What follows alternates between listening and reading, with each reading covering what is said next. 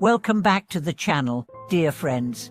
It's such a pleasure to have you here again for another deep dive into the profound wisdom of Buddhist practices. Today, we are going to explore a topic that, while deeply spiritual, might feel a bit mysterious or even esoteric to some.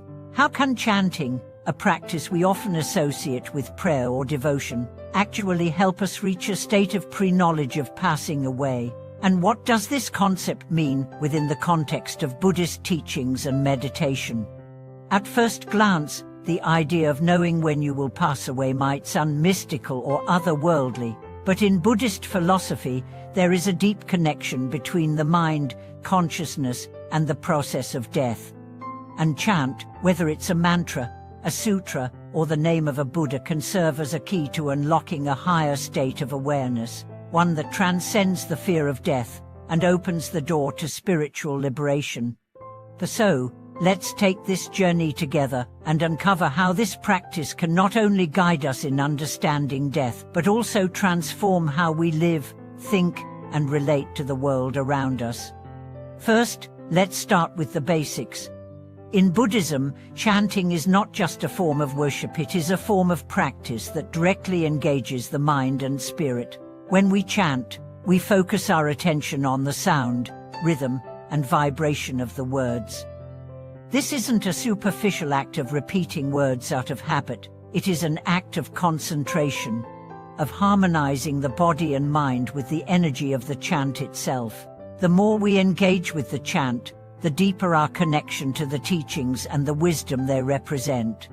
But how does this relate to pre-knowledge of passing away? To understand this, we need to look at the Buddhist concept of impermanence, one of the central tenets of the practice. Impermanence, or anicca, refers to the understanding that everything in life, including our very lives, is temporary. Nothing lasts forever. Everything is subject to change. From this perspective, death is not an event that happens to us out of the blue. It is simply another phase of the cycle of life.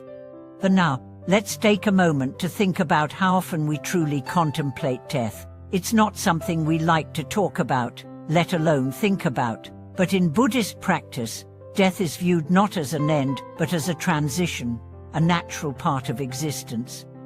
The ability to contemplate death with equanimity, without fear or confusion, is considered a sign of spiritual maturity, and chanting, with its focus on presence and awareness, can bring us closer to that state of understanding.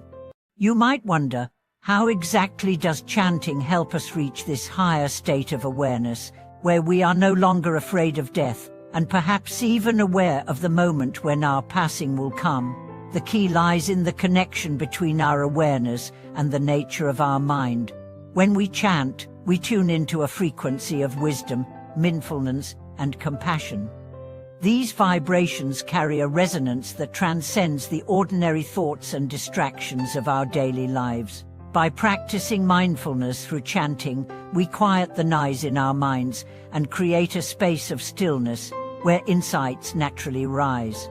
In the teachings of Tibetan Buddhism, it's said that when one has achieved deep meditation and spiritual insight, the moment of death is no longer something unknown or feared. Instead, it becomes something familiar, something we can anticipate with a sense of calm acceptance. The practitioner, through the power of mindfulness and spiritual discipline, becomes capable of recognizing the transition between life and death as part of the larger cycle of existence. So how does chanting contribute to this understanding? It's simple, really. Chanting acts as a tool for training the mind. The more we chant, the more we refine our ability to remain present in the moment.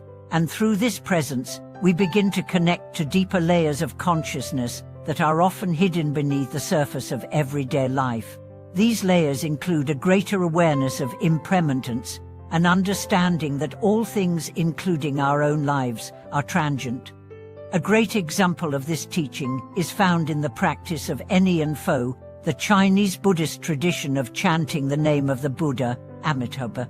In this tradition, The goal is not only to connect to Amitabha Buddha's Pure Land, but also to reach a state where one's consciousness is so aligned with the practice that the fear of death begins to dissolve. Through the continual repetition of the Buddha's name, practitioners train their minds to focus on the ultimate truth that life and death are not separate, but part of the same flow. The same concept can be applied to other Buddhist practices. Chanting the Heart Sutra, the Lotus Sutra, or various mantras brings us into the awareness of the inherent wisdom in all things, including death. It reminds us that death, like birth, is simply a natural part of the ever-changing cycle of existence. In this way, chanting doesn't just help us prepare for death, it helps us live more fully in the present, knowing that everything we experience is impermanent. One of the most famous teachings about the awareness of death comes from the Tibetan Lama, Sogyal Rinpoche.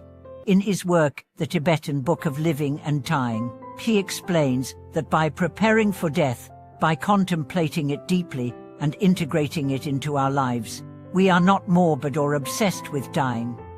Instead, we are more fully alive.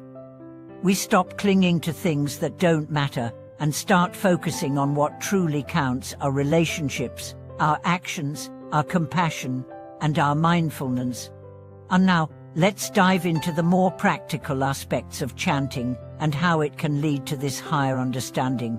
Chanting is often used to focus the mind and purify negative emotions and thoughts. When we chant, especially when done with true intent and focus, we create a vibrational energy that calms the mind and opens the heart. This is why in many Buddhist temples, the practice of chanting is seen as an essential component of a practitioner's journey.